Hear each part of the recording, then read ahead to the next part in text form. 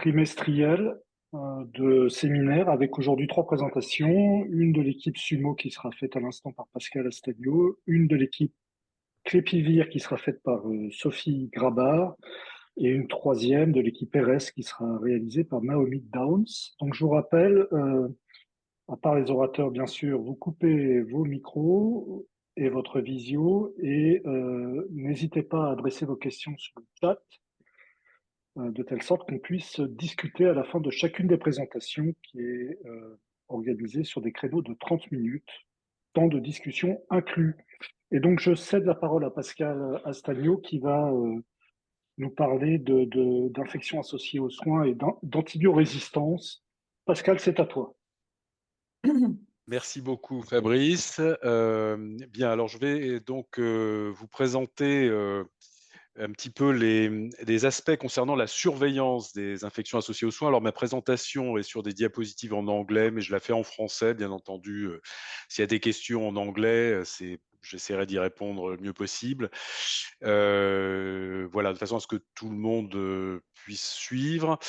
Alors voilà, donc l'idée de la présentation, c'est après un petit rappel sur la situation, je dirais, mondiale des infections associées aux soins, c'est un petit peu de vous parler plus spécifiquement de ces aspects de surveillance et surtout les tendances actuelles, qui est d'aller vers une automatisation en fait des systèmes de surveillance dans ce domaine. Voilà, alors juste un petit rappel, un rapport de l'OMS qui est paru il y a peu de temps, qui rappelait un petit peu l'impact de ces infections sur, alors je dis sur people's lives, c'est-à-dire sur la vie des gens, ne serait-ce que dans les pays de l'Union européenne et apparentés. On estime que le fardeau, l'impact des six plus fréquentes infections associées aux soins, donc HI, ça veut dire Hospital ou Healthcare Associated Infection, en termes de handicap et de mortalité prématurée, elle serait 2 fois plus que 32 autres maladies infectieuses combinées. Bon, je ne vais pas les détailler, bien sûr, ici, on n'a pas le temps, mais pour dire que c'est un impact important, que la mortalité, d'ailleurs, là, c'est plutôt de la létalité, entre parenthèses, mais enfin, disons, parmi les personnes qui sont porteuses d'une infection, d'un sepsis associé aux soins, avoisine les 25% et 2 fois plus dans les services de soins intensifs. Cette mortalité est également plus élevée chez les patients qui sont infectés par une bactérie résistante aux antibiotiques, avec au moins 2 à 3 fois plus que chez ceux qui ont une bactérie sensible. Et encore une fois, dans les pays de l'Union européenne et apparentés, les trois micro-organismes antibiorésistants les plus impactants compte pour 70% à peu près du burden, c'est-à-dire du fardeau comptant, pardon, pour plus de 70% du fardeau de l'antibiorésistance, en termes de mortalité en particulier, sont typiquement acquis en milieu de soins. Voilà, puis une dernière ligne, juste pour vous rappeler que le Covid peut être considéré aussi comme une acquisition associée aux soins dans un certain nombre de cas, en particulier un impact sur les soignants, puisque c'est estimé selon, enfin, disons dans la première année de la pandémie, vous voyez ces chiffres, selon l'OMS, entre 80 et 180 000 soignants qui auraient perdu leur vie, perdu la vie à cause du Covid. Voilà, donc ça c'est juste pour situer un petit peu le rappel pour ceux qui connaissent pas bien. Un autre point, c'est que là, j'ai repris une méta-analyse qui a été publiée dans le PLOS ONE au niveau mondial. Il n'y a pas tant de publications que ça sur ces infections au niveau mondial. Donc, c'est intéressant d'avoir cette vision avec les zones de l'OMS que vous connaissez. Et ce qu'on voit, c'est qu'évidemment, il y a une variation de prévalence qui est assez importante. Alors, c'est un cumul de prévalence sur une vingtaine d'années, là, comme vous le voyez. Et finalement, ce qu'on voit, c'est que les plus élevés, la prévalence la plus élevée, on la retrouve dans les pays d'Afrique, alors que la moins élevée, c'est plutôt Ouest Pacifique et Amérique, selon les zones définies par l'OMS. Et on pourrait dire aussi que dans les pays du Moyen-Orient, la prévalence est aussi relativement élevée, mais enfin, c'est surtout l'Afrique en fait en réalité. Euh, Si en termes d'antibiorésistance, ce qu'on voit, c'est que, bien sûr, on retrouve, toujours, les 2 germes, enfin les 2 catégories de germes les plus impactants. Comme vous pouvez le voir, le Staph aureus méticine résistant ou les entérobactéries, enfin là, en l'occurrence, c'est le Colibacille résistant aux céphalosporines et avec là aussi une grande hétérogénéité, selon les pays. Je vous laisserai lire la carte en détail, on va pas trop s'attarder là-dessus, mais vous voyez qu'il y a beaucoup de différences entre les pays. On retrouve évidemment, pour ceux en tout cas qui ont fourni les données, pas mal de problèmes dans les pays d'Afrique et du Moyen-Orient. L'Europe peut-être un petit peu moins, surtout l'Europe du Nord, et en ce qui concerne le staphylocoque en tout cas. Et puis, pour les, céphalosporines résistantes 3e génération, alors je rappelle qu'après, hein, il y a plus que très peu de catégories d'antibiotiques qui fonctionnent quand les, bactéries sont résistantes, sont multirésistantes comme ça. En l'occurrence, pour le colis, ça serait plus que les carbapénèmes et il y a malheureusement aussi des résistances maintenant qui émergent au carbapénèmes, mais bon, on va pas rentrer dans tous les détails. En tout cas, en termes de burden, en termes de mortalité associée ou de mortalité attribuable, ils ont fait le distinguo dans cette publication. On voit que, on retrouve, ces 2 germes-là, que ce soit le staphylocoque doré ou l'Escherichia coli, en termes de mortalité attribuable, là, c'était estimé en 2019 à presque, 5 millions de décès. Voilà. Mortalité associée, pardon, et mortalité attribuable à plus de 1 million. Voilà. Alors ça, c'est pour montrer évidemment que le problème n'est pas que, franco-français et même pas que européen ou des pays développés, mais il est, mondial.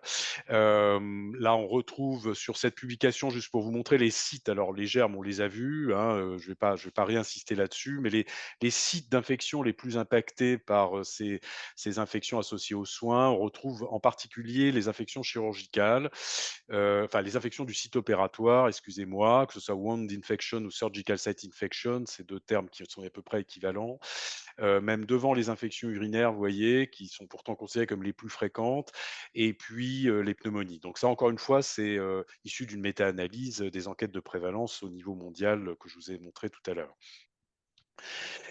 Si on s'intéresse plus spécifiquement aux infections du site opératoire à travers des réseaux de surveillance, alors cette fois, on est sur, une étude là qui a été faite, sur, 17 réseaux dans 15 pays à niveau, de revenus élevé, hein, sur 3 continents différents. Et bien, on constate qu'il y a, en fonction du nombre d'années de surveillance, parce que c'est comme ça que c'est évalué là sur ce graphique, une diminution, c'est-à-dire qu'il y a un impact réel, de l'engagement dans une surveillance en fonction du nombre d'années de follow-up, donc de suivi, que ce soit pour tout type de chirurgie ou pour les patients dits à faible risque, NIS 0 voulant dire qu'ils ont, peu de facteurs de risque.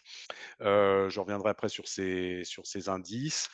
Et par contre, c'est plus variable si on s'intéresse aux procédures spécifiquement, évaluées, comme par exemple la césarienne. Vous voyez, ça diminue, ça finit par atteindre un plateau alors que, par exemple, les craniectomies en neurochirurgie ou la chirurgie du sein, c'est moins évident en termes d'impact. Mais donc il y a une variation, selon les procédures, suivies. Alors, là encore, l'OMS a essayé de faire un petit peu le point sur qui était engagé dans des programmes de surveillance, dans le monde. Vous voyez cette carte avec un certain nombre de critères qui correspondent aux guidelines, en fait, que l'OMS propose, heu, dans ces, publications. Et donc les rouges, évidemment, c'est les moins bons, les verts, foncés, c'est les meilleurs. Donc là, je vous laisse lire, mais jusqu'au jaune, on peut considérer que jaune foncé, en tout cas, on peut considérer que c'est presque acceptable. Plus jaune clair, plus exactement, enfin jaune foncé aussi d'ailleurs. Mais après à partir du jaune foncé, excusez-moi, et jusqu'au rouge, là, c'est beaucoup moins bon. Ça veut dire que les gens n'arrivent pas à mettre en place vraiment des programmes effectifs ou en tout cas, c'est très partiel. Alors ils ont essayé d'analyser un petit peu les raisons pour lesquelles les gens n'arrivaient pas à faire ça. J'ai souligné, j'ai encadré là quelques items d'intérêt, en particulier pour la surveillance. Et vous voyez que souvent, c'est un problème en fait, d'expertise, qui n'est pas, suffisante ou qui est manquante, ou un problème simplement simplement financier. Et puis quand on regarde aussi les aspects monitoring et feedback, on voit que c'est difficile pour eux, de finalement transformer l'information qui est produite par la surveillance pour, développer des actions, qui soient, en tout cas concrètes et efficaces sur le plan de la prévention. Et puis, bon, on revient toujours sur les questions de workload, de staffing et cetera. C'est-à-dire de questions de, bah, ils ont pas assez de ressources en fait, ils ont déjà un manque de soignants, ils ont du mal à s'atteler à ces tâches de surveillance qui reposent, comme vous le savez, avant tout sur les personnels de santé. Voilà. Et puis simplement, c'est pas inscrit dans le programme. Bon, ça, c'est d'autres, sujets. Alors, à partir de ça, on voit bien que ce manque de ressources, de moyens et d'investissement, si je puis dire, dans cette politique de surveillance, fait soulever une question sur est-ce qu'on peut rendre la surveillance un petit peu moins, lourde, un peu moins, time consuming comme on dit en anglais.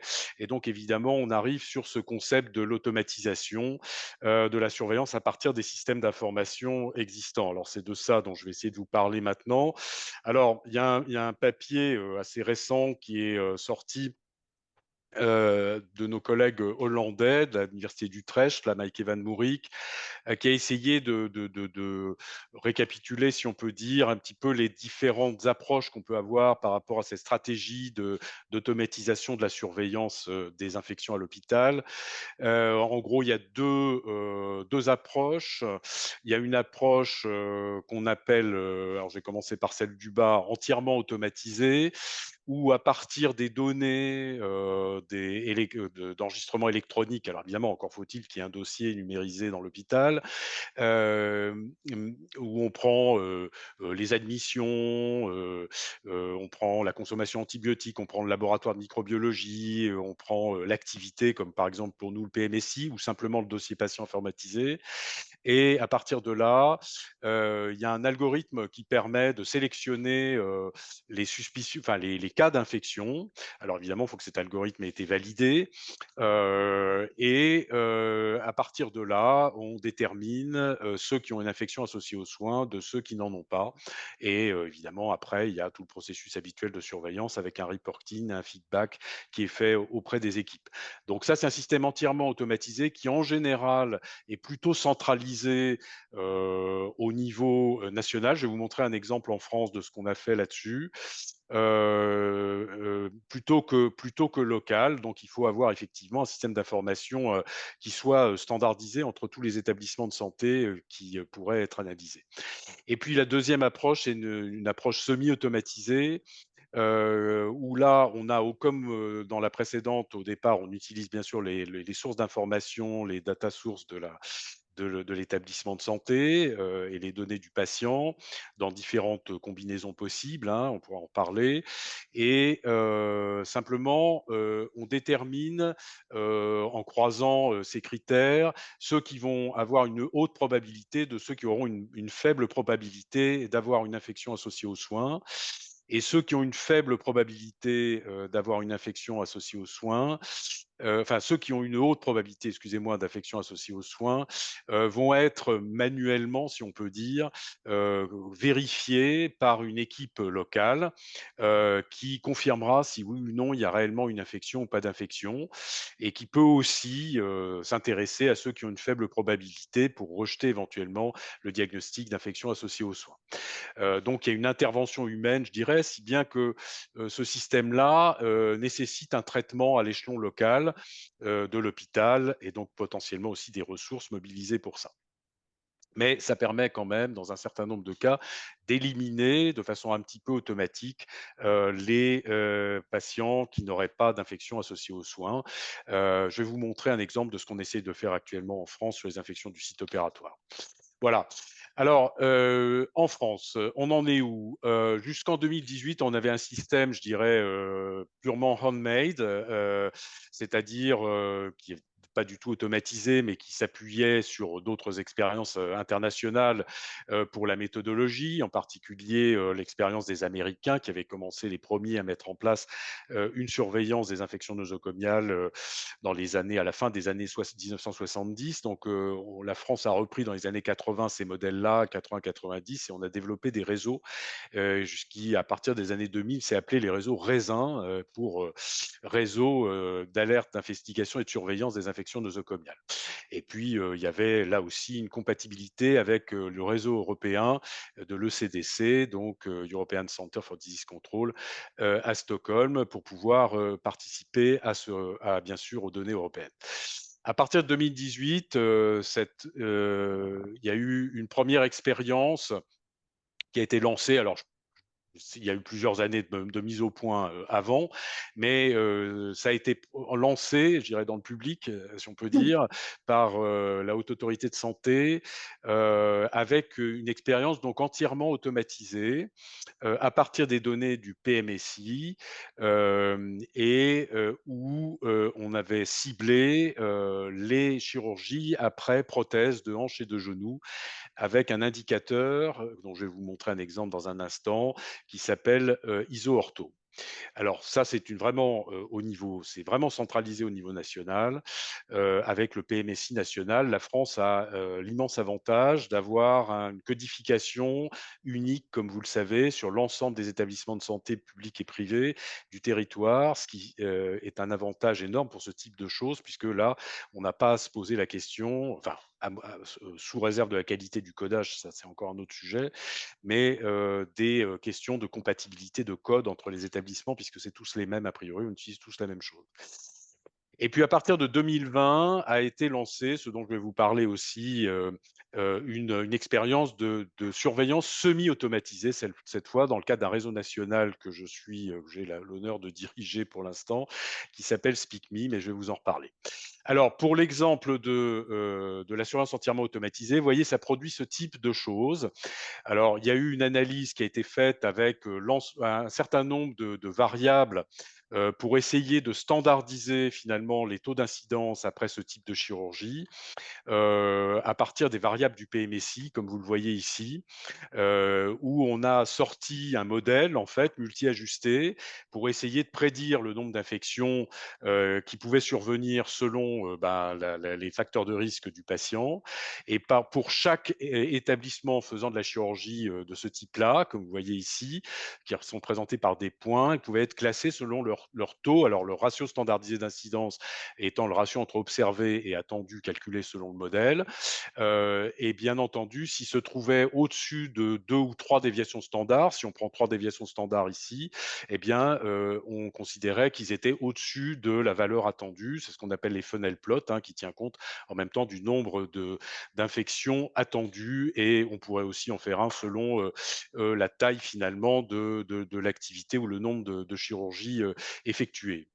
Voilà, donc ça c'est le principe pour prendre en compte évidemment la dispersion, la variabilité potentielle pour chaque centre. Et donc ça permet de produire des graphiques qui permettent à chaque centre de se repérer. On a constaté que donc ça a été publié il n'y a pas très longtemps, et on a constaté que c'était avec une assez bonne valeur prédictive positive, comme vous le voyez, de l'ordre de 90%. Alors simplement, c'est simplement ciblé sur un seul type d'intervention. Et ce qu'on essaie de faire maintenant avec le nouveau programme, alors je vais passer assez vite parce qu'on ne va pas détailler toute la méthode, mais vous voyez que c'est un programme national basé sur le volontariat de participation. On prend tous les patients opérés pour les centres participants sur les 6 premiers mois de l'année, avec 6 spécialités chirurgicales et 16 interventions cibles. Chaque centre extrait finalement localement les données de son système d'information, en particulier du PMSI, en croisant avec la microbiologie et éventuellement d'autres informations pour certains facteurs de risque au niveau par exemple, du bloc opératoire, voire de la pharmacie. Il y a 2 niveaux. Je dirais qu'il y a une surveillance light qu'on pourrait appeler unit based, où on ne prend pas les facteurs de risque, et il y a une surveillance plus lourde qu'on appelle patient based, où il y a les facteurs de risque. Et alors surtout, on s'appuie sur un algorithme qui est en fait qui croise la notion de réopération au cours du séjour, qui est donc codée dans le PMSI, avec le croisement avec les données microbiologiques. En gros, si on a les deux critères, on arrive à quelque chose de hautement probable. On demande au chirurgien s'il est d'accord. Alors, il arrive qu'il soit pas d'accord, mais enfin bon, ça, il y a des discussions qui peuvent se faire. Et quand il y a qu'un seul des deux critères, réopération ou microbiologie, on considère que c'est moyennement probable. Et à ce moment-là, on retourne au dossier pour voir si oui ou non c'est confirmé. Et quand il n'y a aucun des deux, on considère qu'il n'y a pas de suspicion. Donc, vous voyez, on est vraiment dans le semi-automatisé. Il y a l'automatisé, éventuellement, il y a un retour manuel au dossier.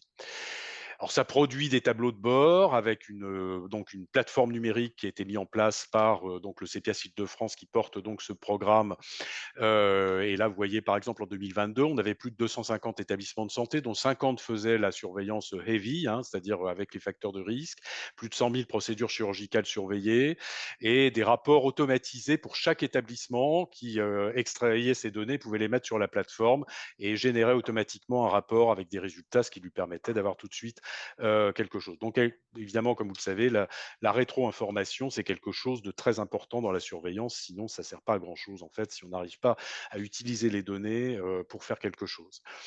Voilà, alors ça c'est pour vous présenter, je vais un peu vite parce qu'on ne peut pas rentrer dans tous les détails, pas trop de temps, mais moi je voulais plutôt vous parler un petit peu de pistes de recherche là-dessus pour terminer cette présentation. D'abord, il faut qu'on valide les performances de l'algorithme parce qu'en réalité, on n'a pas encore pour l'instant eu le temps. On peut calculer la valeur prédictive positive sur les données qu'on a, mais pas les valeurs prédictives négatives. Donc, il y a certainement un travail à faire. Et actuellement, un master 2 qui est dessus. Je vous montrerai juste rapidement ce qu'il a commencé à faire, mais enfin, il n'a pas encore produit de résultats puisqu'il il est dans son stage. On a tout un travail à faire. On a déjà commencé, là on l'a publié sur les modèles, les choix des facteurs de risque qu'il faut utiliser pour les modèles de benchmark, hein, un petit peu comme ce que j'ai montré sur IsoOrtho tout à l'heure, où il faut voir quelles sont les bonnes variables qu'on peut prendre et les plus facilement utilisables avec les systèmes d'information disponibles. Il faudrait évidemment croiser la prévention et la surveillance, sachant que dans notre programme, il y a aussi tout un volet prévention dont je ne parle pas là parce qu'on n'a pas de temps, mais qui consiste à faire des audits, etc., sur le site opératoire. Il y a toute la question de l'ambulatory care, c'est-à-dire des patients en ambulatoire, c'est de plus en plus en chirurgie, hein, il y a plus de 50% des chirurgies maintenant qui se font en ambulatoire. Avec notre système, comme on est assez hospitalo-centré, ben probablement on passe à côté d'un certain nombre d'infections pas trop graves, hein, mais qui ne sont pas réhospitalisées ou qui sont vues en consultation, etc., qui ne sont pas codées dans le PMSI. Donc ça fait partie des choses qu'on aimerait faire, peut-être en utilisant le SNDS pour récupérer les choses qui sont faites en ville. Et puis aussi, il y aurait des projets très intéressants à faire, mais dont malheureusement, enfin là, ça nécessite des financements spécifiques avec les e-technologies et en particulier la surveillance connectée, dont je vous donnerai juste une petite dia dans 2 secondes. Voilà, puis il y a d'autres questions sur le lien entre antibioprophylaxie et antibiorésistance pour les infections chez l'opéré, qui est un sujet aussi très important. Là, on est en train d'essayer d'analyser des données de l'enquête nationale de prévalence là-dessus avec un autre stagiaire de master que j'ai actuellement, Diorsi.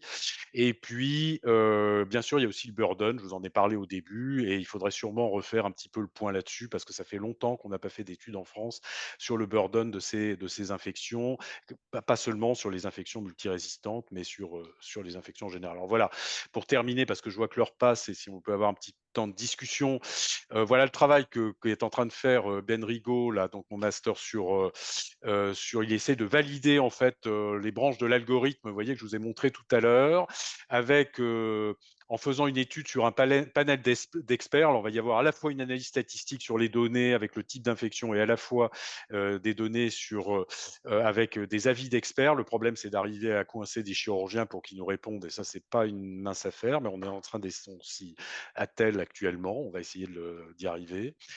Et puis l'autre étude qu'on a déjà publiée dans Infection contre Hospital Epidémiologie tout récemment avec Jérémy Picard, qui était un ancien master avec moi, où on a montré qu'en fait, donc là, vous avez 3 modèles possibles, vous voyez. Vous avez les modèles classiques avec les composantes du NIS qui sont en fait ici, c'est-à-dire la durée de l'intervention, la classe de contamination, la durée préopératoire et puis aussi des modèles de alors ces variables-là, on les a pas dans le PMSI, alors que, on a les comorbidités. Donc on s'est posé la question de savoir si finalement, en ne prenant que les comorbidités, sans prendre les composantes du NIS, on arrivait à avoir un ajustement, comparable.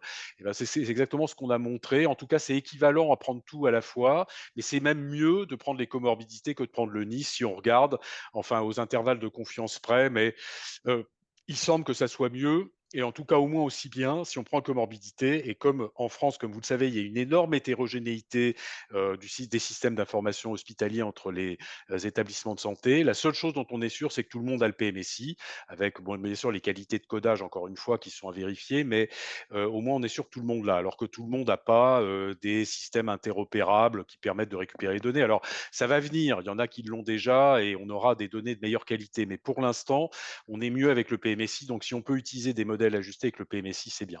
Voilà. Et puis pour terminer, je vous parlais de la e-technologie. Il y a une étude là, il n'y a pas longtemps qui a montré qu'on pouvait peut-être utiliser des applications et même l'intelligence artificielle pour les reconnaissances en fait d'images pour que le patient puisse lui-même prendre des photos de sa plaie opératoire en fait, et grâce à l'intelligence artificielle, avoir une bonne définition, parce que c'est pas complètement évident de prendre des photos de sa plaie opératoire si elle est située à un endroit du corps qui n'est pas accessible, mais où on pourrait avoir ce système d'autosurveillance finalement avec des données connectées qui seraient envoyées sur une plateforme dans le service, dans l'équipe chirurgicale par exemple, qui suit le patient et qui pourrait avoir comme ça des informations en quasi temps réel sur le suivi du patient.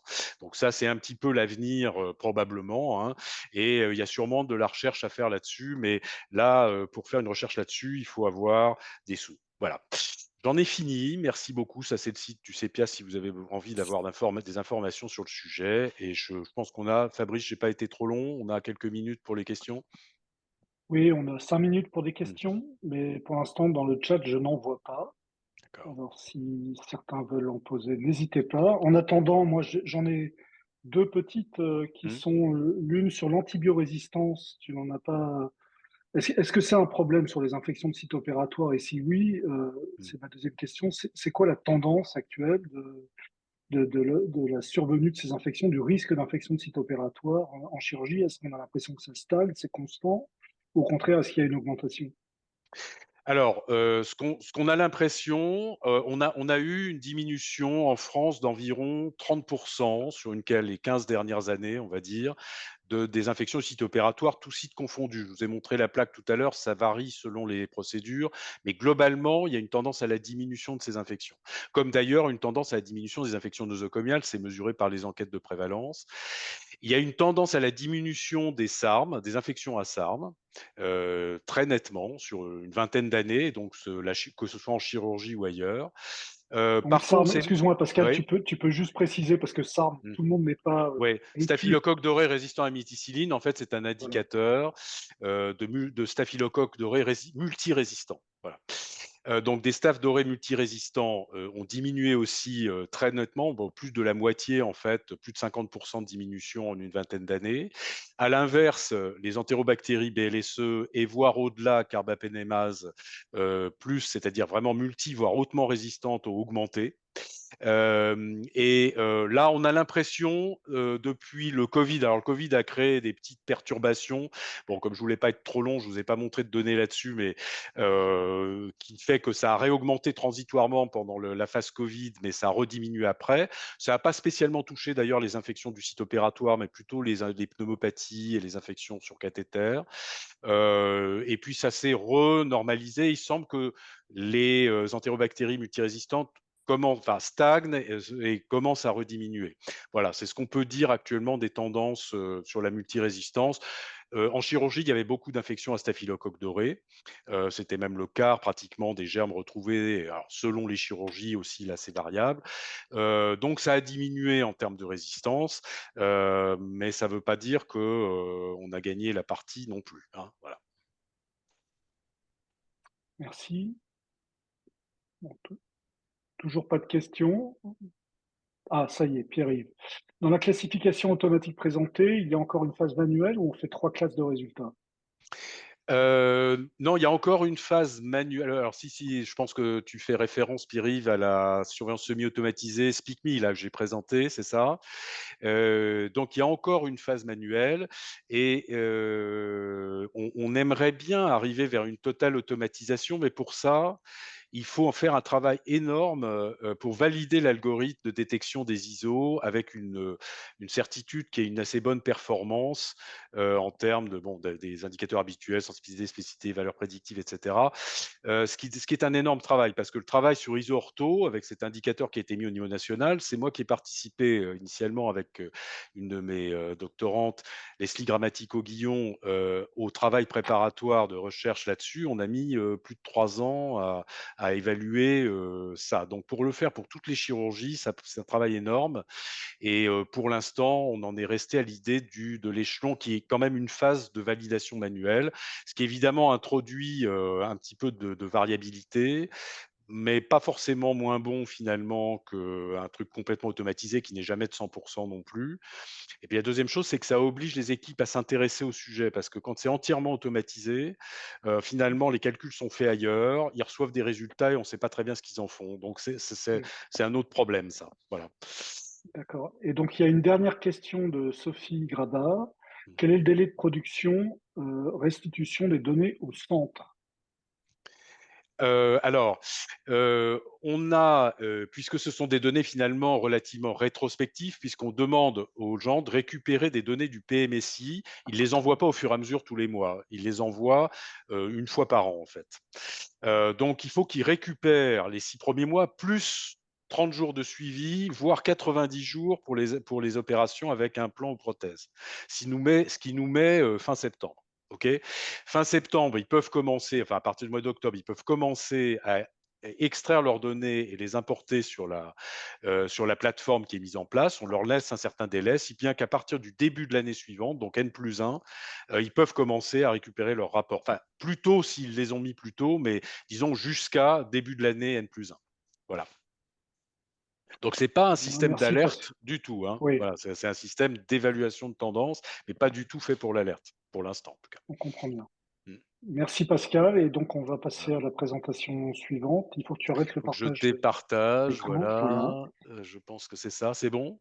So I'll be presenting in English today, and I'll be presenting the results of my postdoctoral research that I conducted in the ARIS team and finished last June with Judith Van Worden. And so this is about the longitudinal effects of maternal depressive and anxious symptomatology on child outcomes using the Eden cohort. So, obviously, I won't be able to present all the results in detail, but we recently published an article that synthesizes all the results, so you can find all the details in this article. And to start, well, first of all, what is maternal prenatal stress? So quite simply put, it's the stress that we experience during pregnancy. Now, it's an umbrella term that's, that can be debated conceptually, but quite simply, we can look at prenatal stress as objective or subjective. So objective would be, for example, if there was a life event that we could quantify by the frequency. So we could say the number of times a mother experienced financial stress during her pregnancy. That could be quantified, and that would be an objective measure of prenatal stress. And then we have subjective measures. So that would be, for example, self-reported prenatal stress. So a mother filling out a report, a scale about anxious symptomatology, for example. And this prenatal stress can be acute or chronic. So acute could be intense, experienced on one day, and a chronic could be, for example, a small stressor experienced multiple times over a period of time during the pregnancy. And why is it important that we look at this? So we know that exposure to prenatal and postnatal maternal depressive and anxiety symptomatology is linked to adverse emotional and behavioral characteristics among children. So when there's more prenatal stress or even postnatal stress, we can see that this can have an adverse effect on child outcomes. And one hypothesized pathway by which this may play out is through the child's stress response. So it could be due to an increased level of child's stress hormones, such as cortisol or cortisone. So how does this happen? Two hypotheses is that it happens in utero. So it happens when the mother is pregnant with the child, and when she experiences this stress, for example, her HPA axis can be activated, which leads to a release of glucocorticoids in the body, and then a cascade of events which happens in the body that is then passed to the fetus via the placenta. And it could also happen postpartum. So we know that, for example, mothers experiencing postnatal depression, that's likely to affect their interactions with their child, which then can have an effect on child behaviors, such as increased withdrawal among children or increased irritability. And so how can we measure the child's stress response? So there are various ways of measuring it. We can measure it through saliva, but we can also measure it by taking hair samples. And so this is what we did for this project, is we took hair samples. And this is an interesting, very promising measure because it's reliable, it's non-invasive, it's a retrospective measure of cortisol and cortisone levels. This is because what we do is we cut the hair, and each centimeter of hair generally represents 1 month of stress hormone levels. So we consider it a measure of chronic stress. Whereas, for example, saliva measuring cortisol in saliva would show us and indicate levels of stress levels within the day. So that would be more an acute measure of stress. And it's interesting to use these biomarkers because for the moment, we generally measure child outcomes by relying on parent or adult reported observations. So these can be biased. So to have an objective biomarker would be very interesting for the field. But we need to further understand what the determinants are of this biomarker of stress among children and how they fluctuate. So what we knew from the literature before starting this project was that there were very few longitudinal studies exploring the effects of prenatal maternal depressive and anxiety symptomatology on child hair cortisol and cortisone levels from birth to 5 years. And out of those that existed, they relied generally on very small samples with fewer than 100 participants or on clinical samples. So where the mother, for example, had a diagnosis, a clinical diagnosis of depression. They also didn't really control for confounding variables, and they measured child stress hormone levels at only 1 or 2 time points. And out of the 5 studies, the findings were very inconsistent and differed. So this is where this project came in. And the objective overall was to explore potential longitudinal impacts of maternal depressive and anxiety symptomatology on child stress response from pregnancy to 5 years in a non-clinical sample, so in a community-based sample, by adequately controlling for confounding variables and exploring the moderating effect of child sex and maternal low socioeconomic status during pregnancy, as these two have been shown to have an effect. And so more concretely, what we wanted to do was provide reference ranges of this biomarker of stress, so cortisol and cortisone, from birth to 5 years, because for the moment, there's very few articles that provide ranges from a community-based sample. And the ranges that we do have of stress hormone levels generally start at 4 years onwards. We also wanted to assess and see whether there are any trajectories of cortisol, cortisone, and CC ratio in child hair. So I'll come to that in a minute. And explore associations between prenatal self-reported maternal depressive and anxiety symptomatology with the child hair glucocorticoids. So we did this by using the Eden cohort.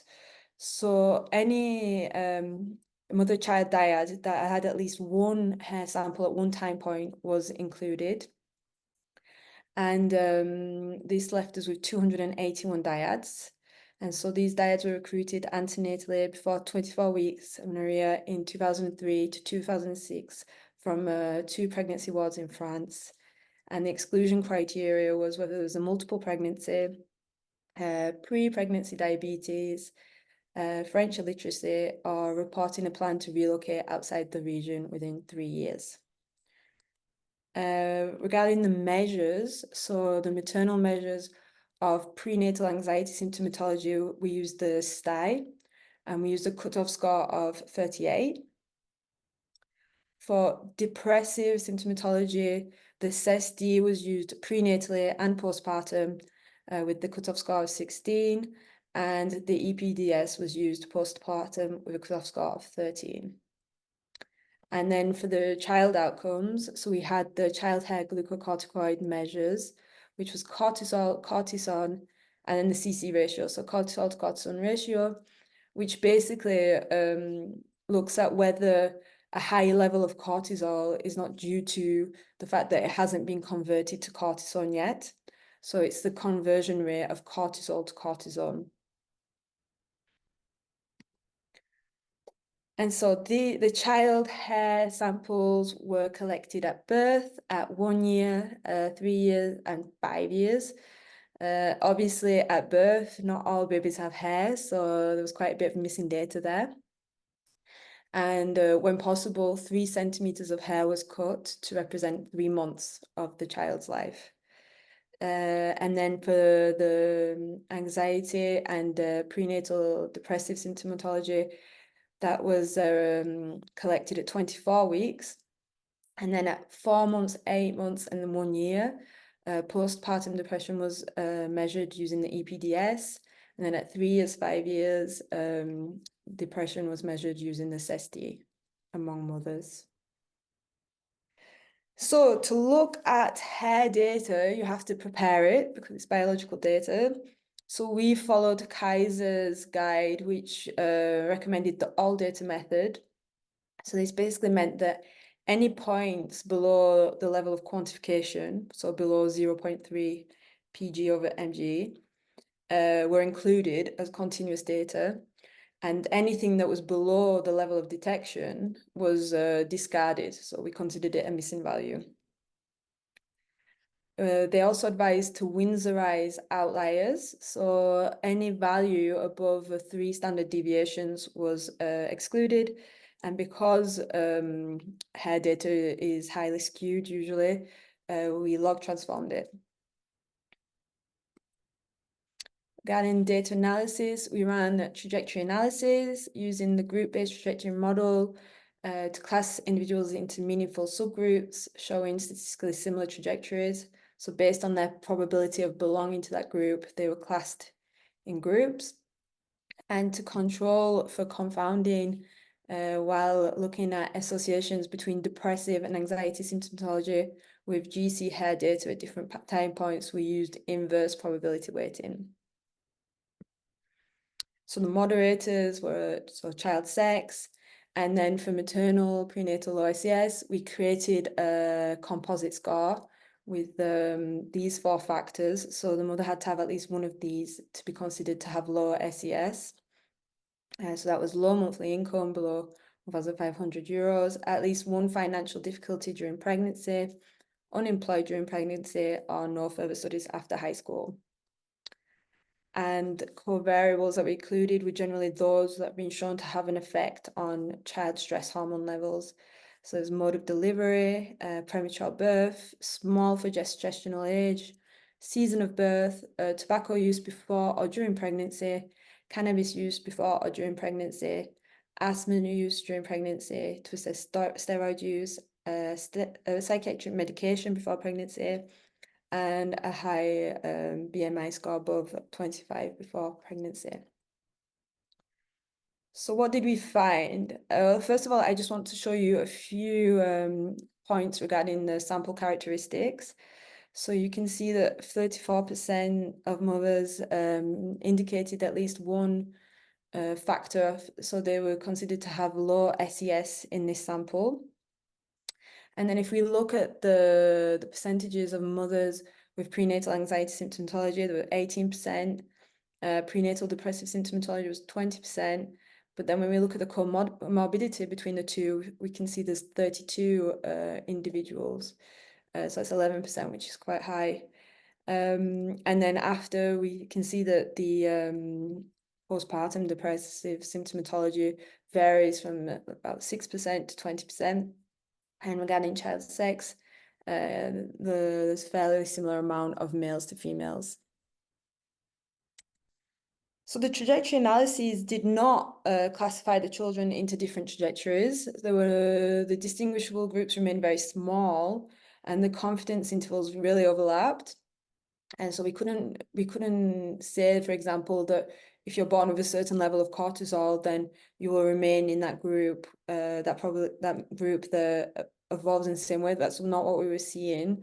And when we looked at the data, what was very interesting was that around 1 and 5 years, there was a high dispersion around the mean. So there was a lot of variability in cortisol and cortisone levels when the child was 1 and 5 years old, which may explain why we couldn't classify them into different trajectories.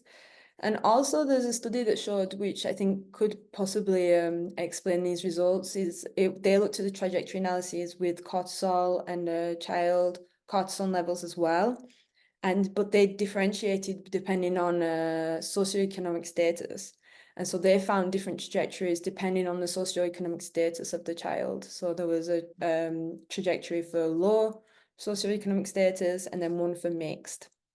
And in our sample, we know like the Eden cohort sample, there's generally a high socioeconomic status, which may explain also why we couldn't find trajectories. And then when we did the inverse probability weighting, we found associations between prenatal anxiety symptomatology with cortisol at birth and also with cortisone at birth, as well as with cortisone at 1 year. And we found associations with prenatal depressive symptomatology with cortisone at 1 year and the cortisol to cortisone ratio at 5 years. And then for the postpartum depressive symptomatology at 8 months, it was related to cortisone at 3 years. And at 12 months, it was related to cortisol ratio at 5 years.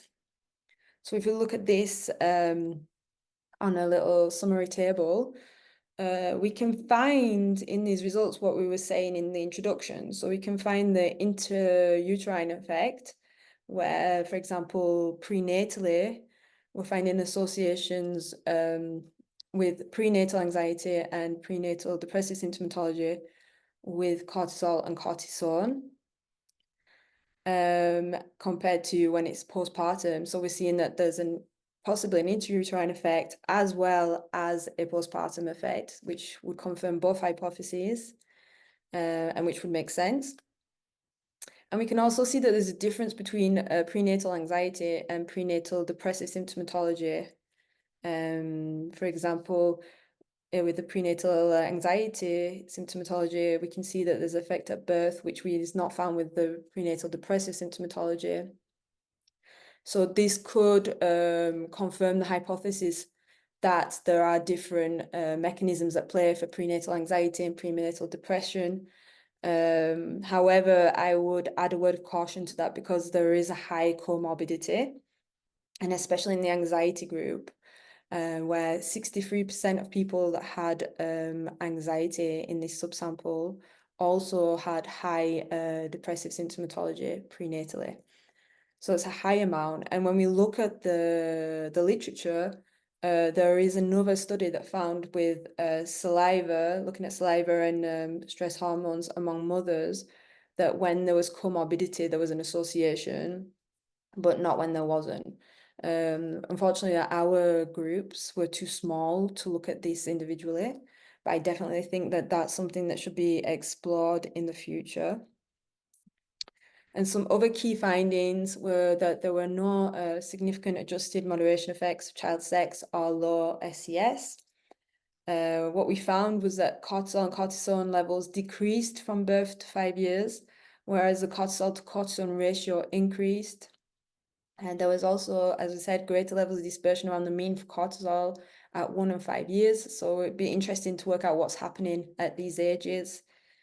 And the hair data was fairly similar on males and females. Only at 5 years was cortisol and cortisone levels significantly lower among males.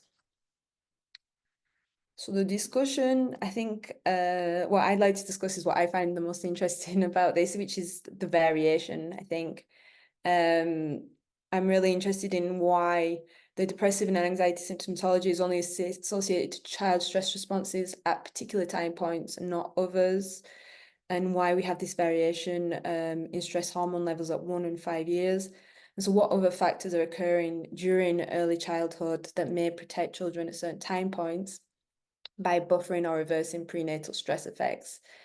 And I think, you know, by adopting a more systemic approach, looking at the co-parents, looking at the environment and how children are affected by other people in their life as well, not only the mother, may provide some answers. For example, it may be that social support can moderate this effect. So that's something definitely to look into in the future. And some of the take-home points from this, which I think this project has provided, is reference ranges, quite simply, of cortisol and cortisone levels from birth to 5 years among children in a community setting in France.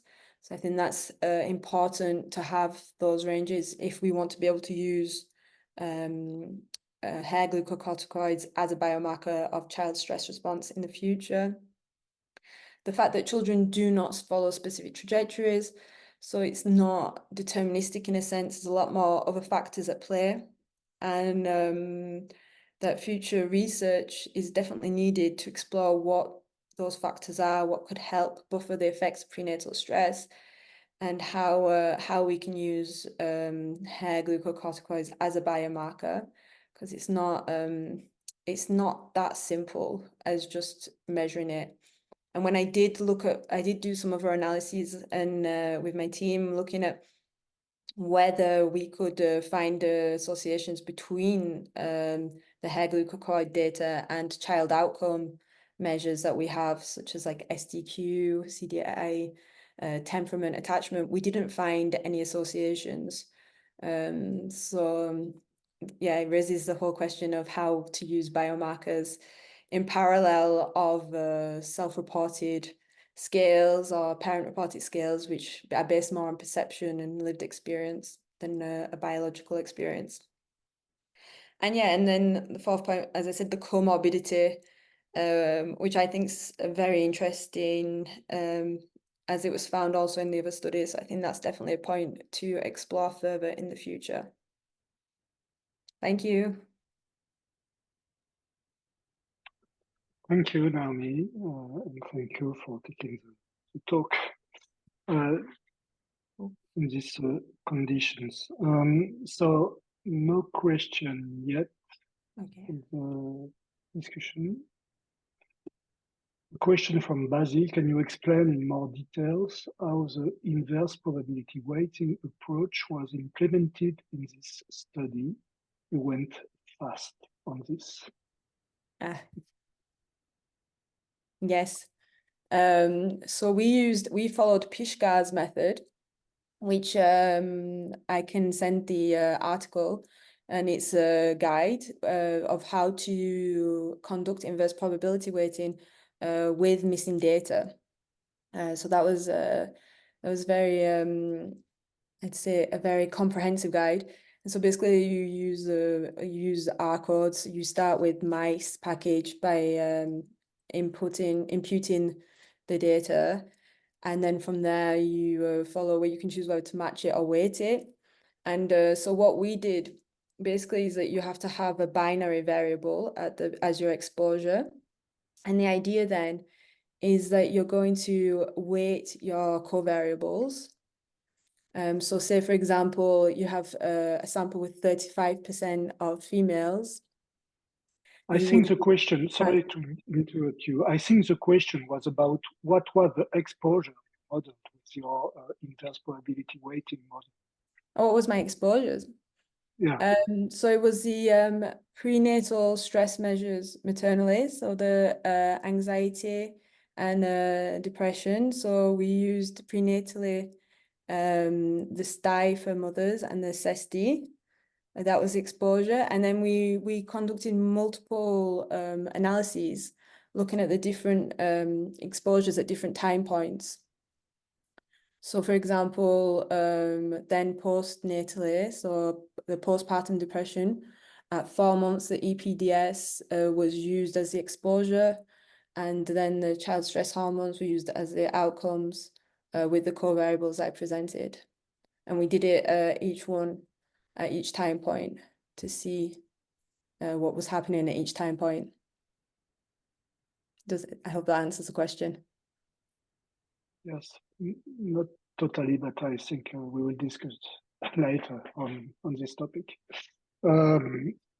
No more question. Maybe I have a question. So what is the relevance to use cortisol as a continuous value to assess child stress? Do you have any data on that? Is it meaningful to consider that, for example, to go from 1 to 2 is the same as to go from 2 to 3 in terms of cortisol? As the cortisol data was continuous, yeah. We just took the data as it came back from the lab, and then we prepared it as I said with sorry, my question was about what is the meaning in terms of child stress, how a cortisol level converts into child stress, because I would say that a threshold and the binary variable would be more interesting to consider to evaluate child stress. Okay, yeah. So that's what's a bit difficult. That's what I was trying to say, is that because in this age range we have hardly any studies just presenting ranges, it's been very hard to have reference points.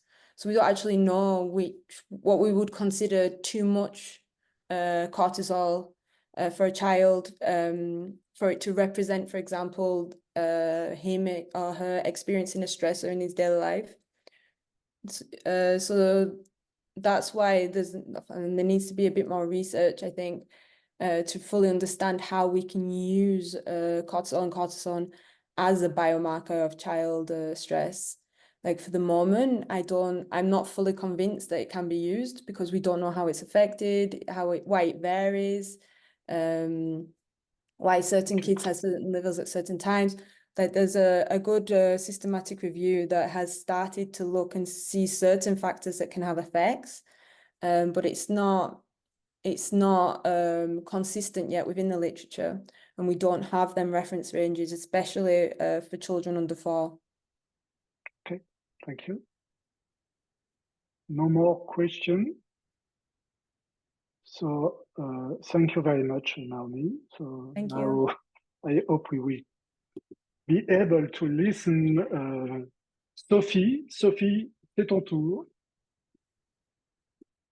Alors déjà, est-ce que vous m'entendez? Oui. Ah, c'est super. Et est-ce que vous me voyez presque? Et est-ce que vous voyez la présentation? C'est pas encore le cas, ça arrive. Tout le monde voit toi, et ça veut dire qu'on ne voit pas la présentation.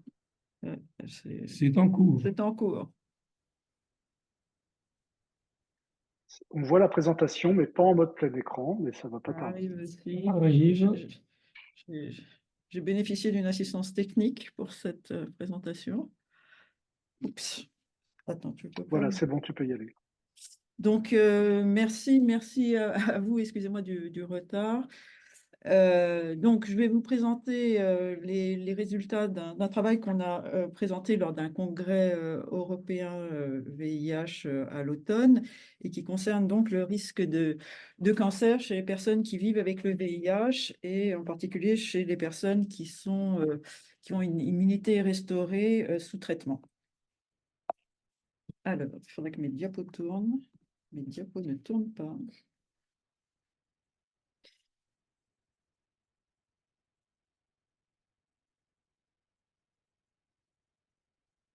Ok. Bon, donc, comme vous donc, comme on peut le voir sur cette figure, les personnes qui vivent avec le VIH ont des risques de cancer qui sont plus élevés que la population générale, en particulier pour les cancers classant SIDA. Et il y a 3 cancers qui sont classant SIDA, qui sont le sarcome de Kaposi, les lymphomes non-Hodgkiniens et les cancers du col utérin. Mais c'est aussi le cas pour de nombreux cancers non classant SIDA. Mais la plupart de ces études, et donc la figure sur la droite, c'est les résultats d'une méta-analyse qui a rapporté les risques pour 40 cancers non classant SIDA. Mais la plupart de ces travaux ont été faits sur des données qui avaient été recueillies avant les nouvelles recommandations de traitement des personnes qui vivent avec le VIH. Et ces recommandations de traitement en 2013 demandent de traiter les personnes dès le diagnostic VIH et donc avant que une immunodépression profonde puisse s'installer. Donc, les liens entre cancer et VIH sont multiples. Évidemment, il y a l'immunodépression induite par l'infection à VIH elle-même. Il y a le fait que les patients puissent être co-infectés par des virus oncogéniques. Il y a potentiellement un effet direct du virus lui-même sur le risque de cancer. Il y a le fait que la population est plus exposée à la consommation de tabac, avec des prévalences de comorbidités plus importantes. Et à cela s'ajoute maintenant le fait que c'est une population qui vieillit grâce à l'effet des traitements.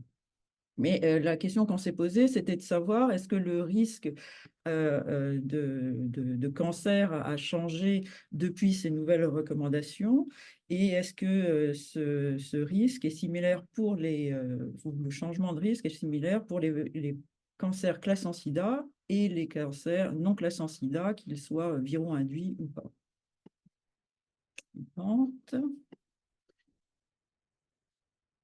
Donc, on a eu pour objectif d'étudier les évolutions temporelles des taux d'incidence donc des 3 cancers classant SIDA, de 3 cancers non classant SIDA non viro-induits, qui étaient les lymphomes de Hodgkin, le cancer du foie et le cancer anal, et de 4 cancers non classants et non liés à des virus, qui étaient le cancer du poumon, le cancer colorectal, le cancer de la prostate et le cancer du sein.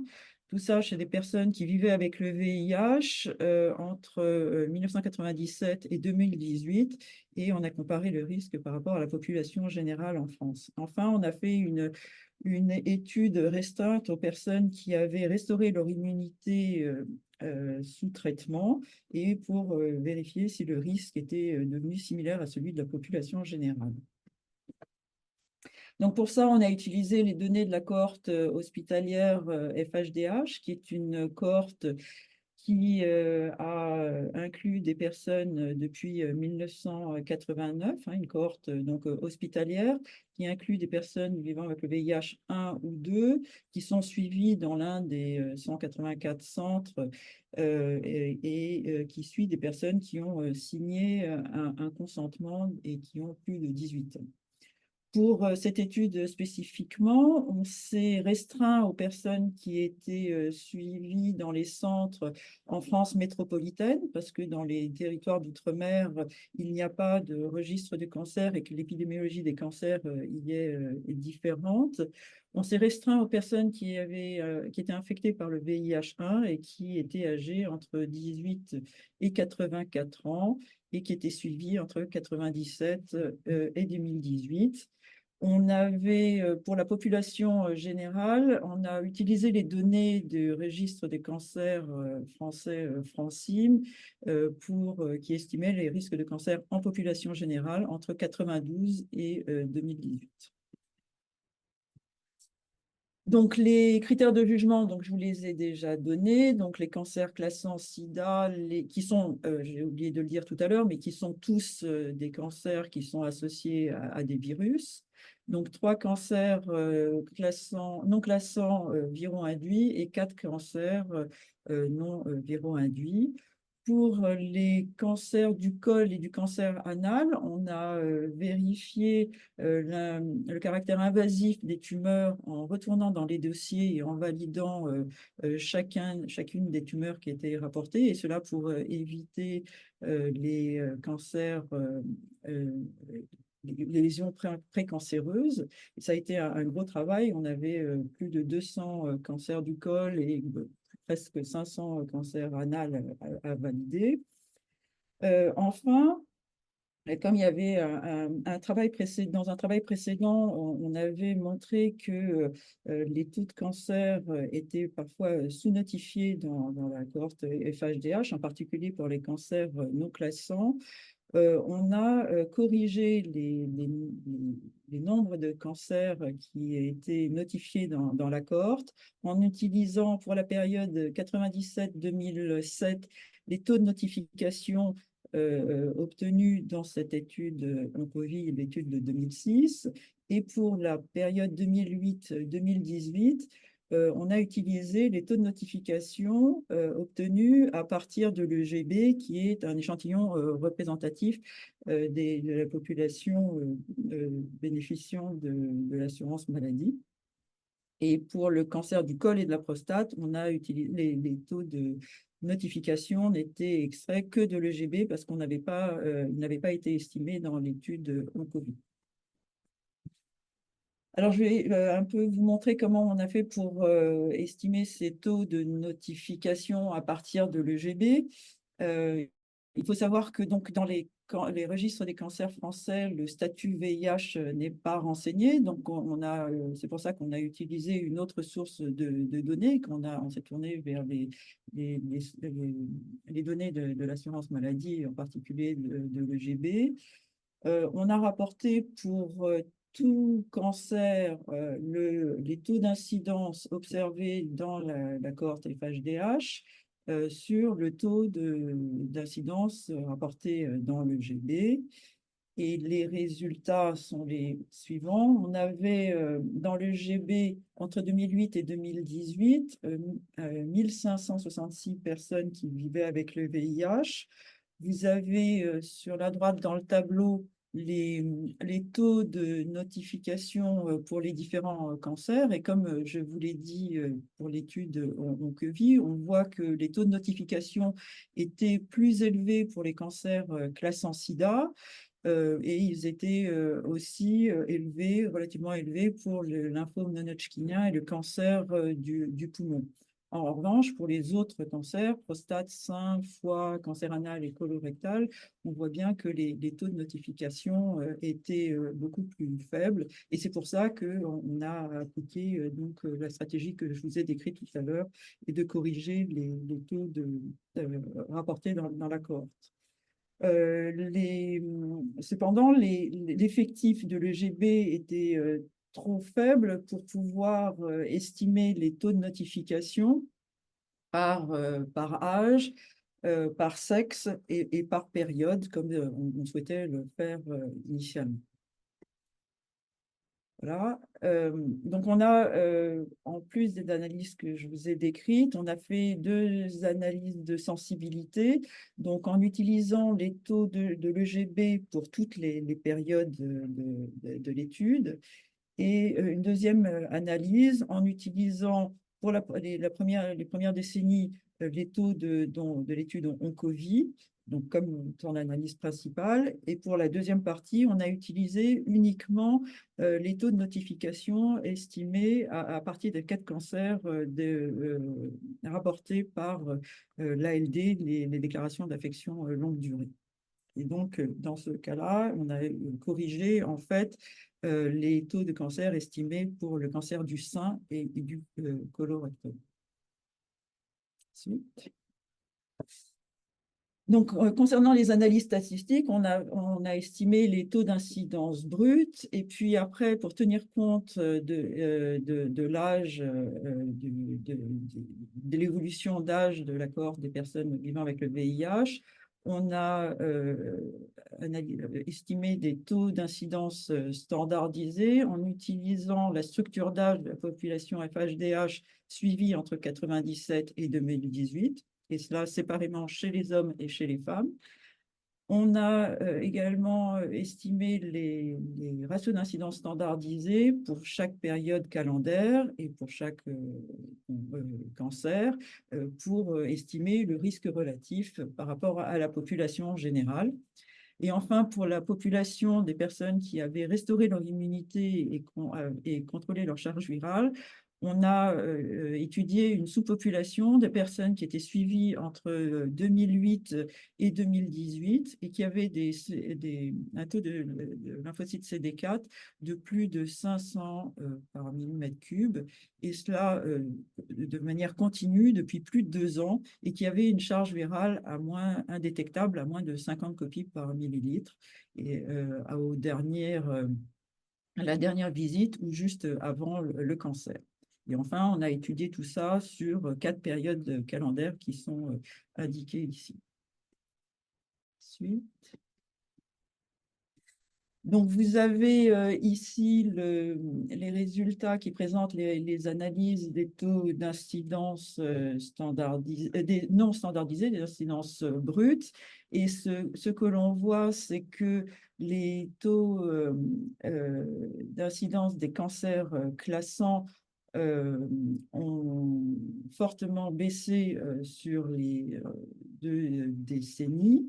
En revanche, pour les cancers non classants qui étaient non viro-induits, et en particulier les cancers qui sont connus pour être liés au VIH, liés au vieillissement, comme le cancer du côlon, de la prostate et du sein, il y a eu une augmentation très nette des taux d'incidence brute.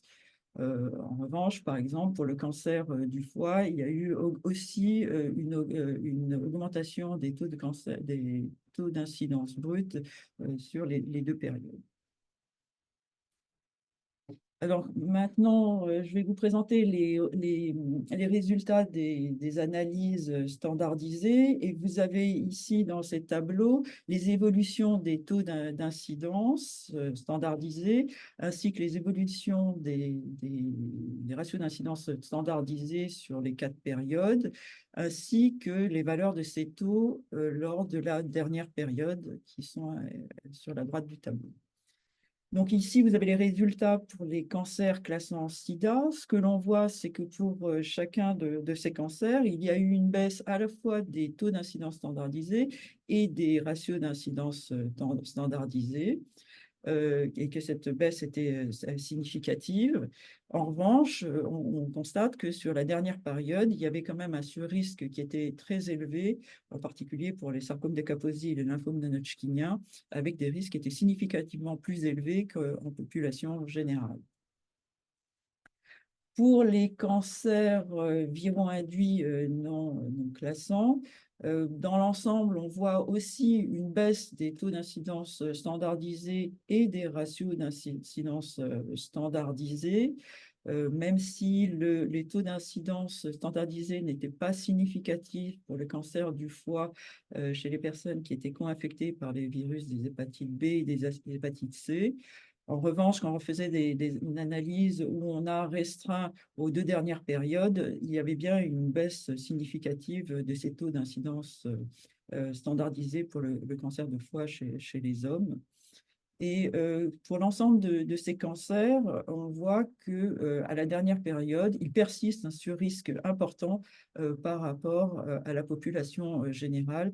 Et c'est ce qui est exprimé avec des ratios d'incidence standardisés qui, vous voyez, sont très élevés, qui vont aller d'un facteur 10 à un facteur presque 100 pour le canal allemand.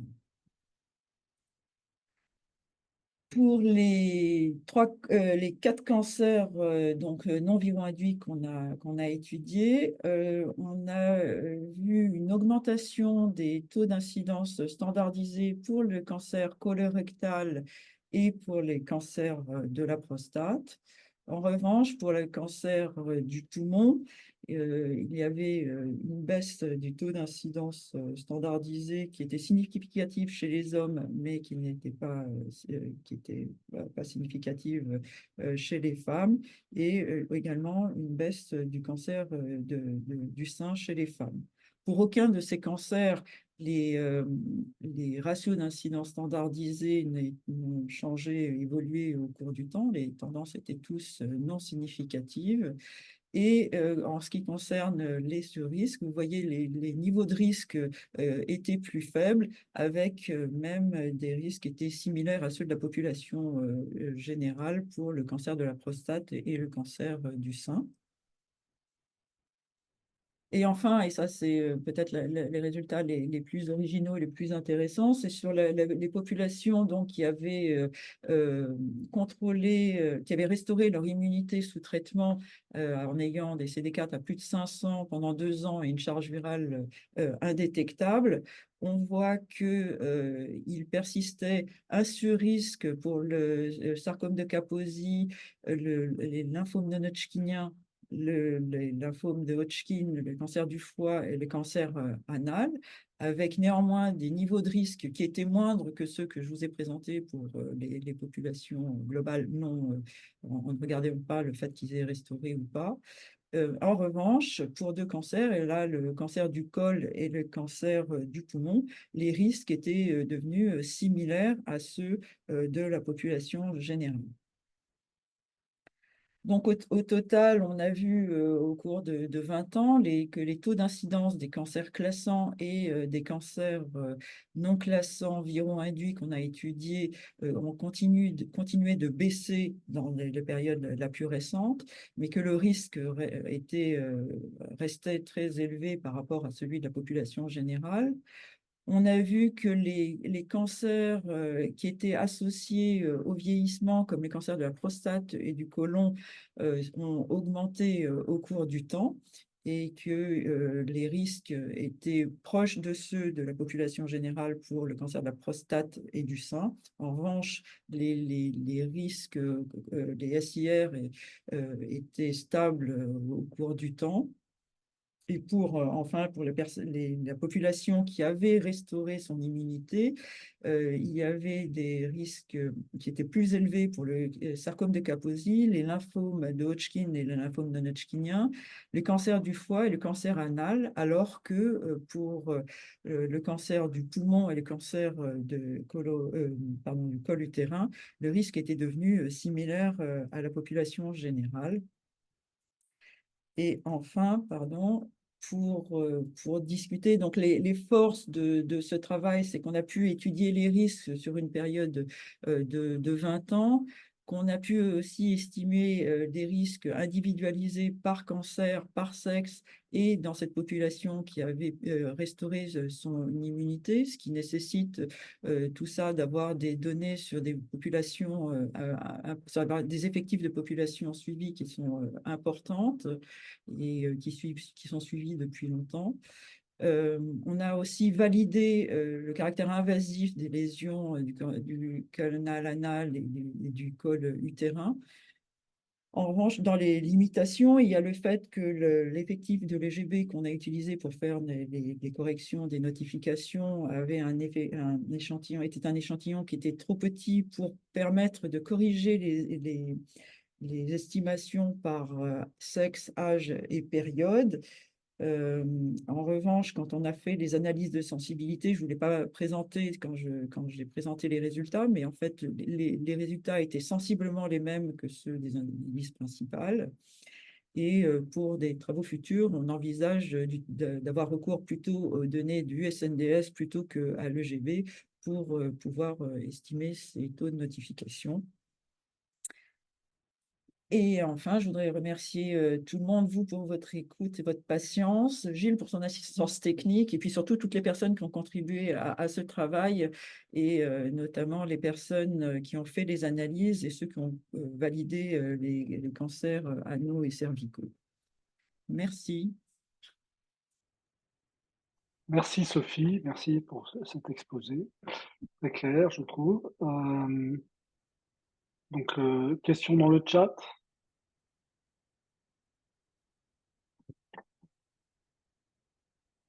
Donc, moi, je suis un peu gêné de poser une question puisque c'est quand même un topo de l'équipe. Et du coup, comment est-ce que dans ces tendances, on prend en compte les périodes de latence des différents cancers par rapport, notamment par exemple à au contrôle virologique.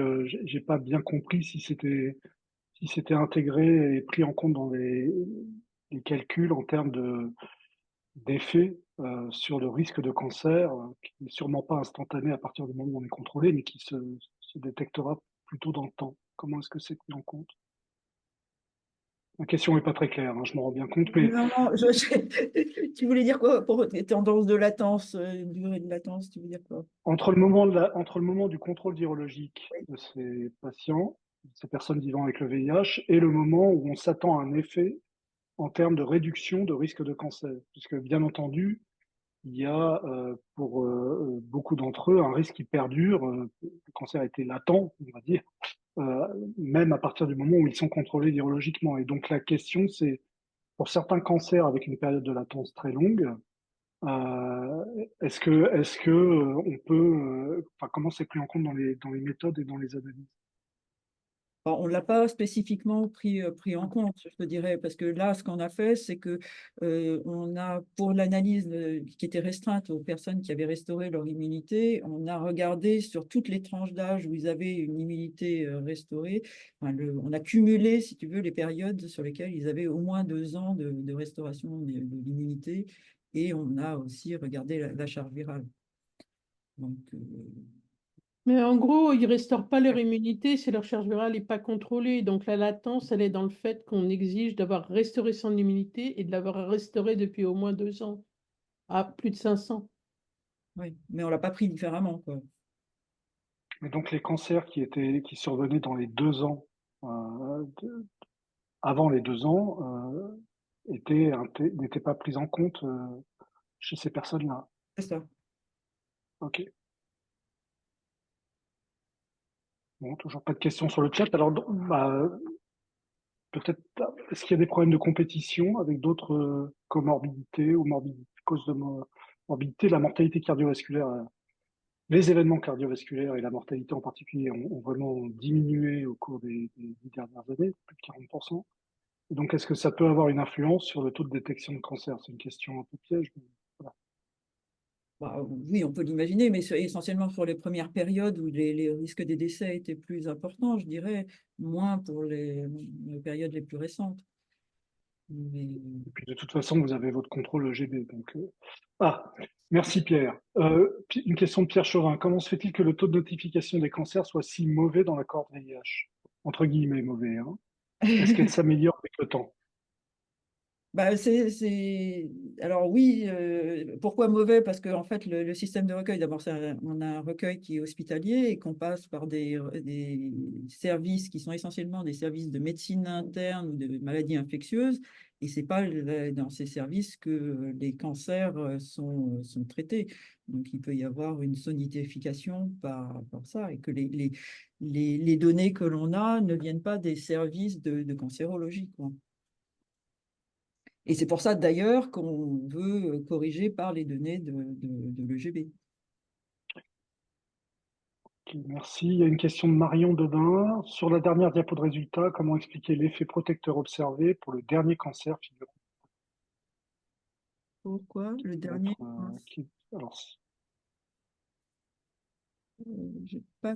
Ouais, si on revient à la diapo, il y a un des cancers, je me souviens plus lequel. On est à C'est le cancer 0,6 du sein. ouais, avec un cancer petit du sein. intervalle de confiance qui donne l'impression que le risque est inférieur Oui. à la population générale. Et je me demandais voilà, ce que vous en pensiez. Alors, en termes d'interprétation, c'est quelque chose qui a été retrouvé dans de nombreux travaux. Il n'y a pas beaucoup d'explications, des explications un peu... Enfin, voilà. Bon, parce que, voilà, je ne vais pas dire que les cliniciens trouvent toujours des explications, mais voilà, c'est pas très clair, en fait, de savoir ça. Mais ça a été retrouvé dans toutes les études, en général, pour le cancer du sein, ça a été retrouvé comme ça. Cancer du sein et prostate, c'est le cas. En fait, c'est pour les Pourquoi? cancers hormonodépendants. Voilà. Oui, mais on ne sait pas bien à quoi c'est lié, quoi. Et le cancer colorectal, ça dépend un peu des études. Il y a parfois le cancer colorectal qui trouve un risque inférieur. Nous, on la trouve plutôt supérieure Alors, à- à mon avis, historiquement, c'était quand même lié à, comment dire, justement à la censure par le risque, hein, par le risque de décéder d'autre chose et de ne pas les développer, surtout les cancers qui surviennent plutôt aux phases âgées, même si là on contrôle sur l'âge. Mais sans ça, c'est historiquement connu, en fait,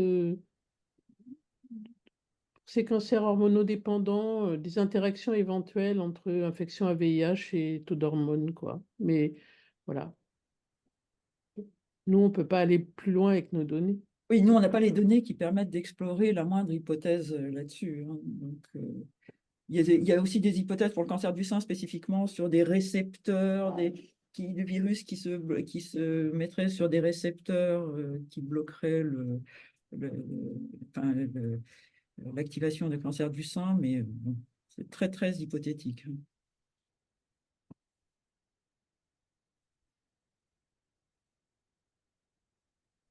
Ok, bien, bah, s'il n'y a plus de questions, merci à tous. Donc, vous pouvez retrouver les présentations et peut-être qu'on va faire un petit montage là sur le site YouTube de la faculté. Voilà, et donc à bientôt pour le prochain séminaire avec les présentations d'équipe qui aura lieu le 12 juin. Le 12 juin, aux mêmes horaires que d'habitude. Merci à vous et bonne journée. Merci.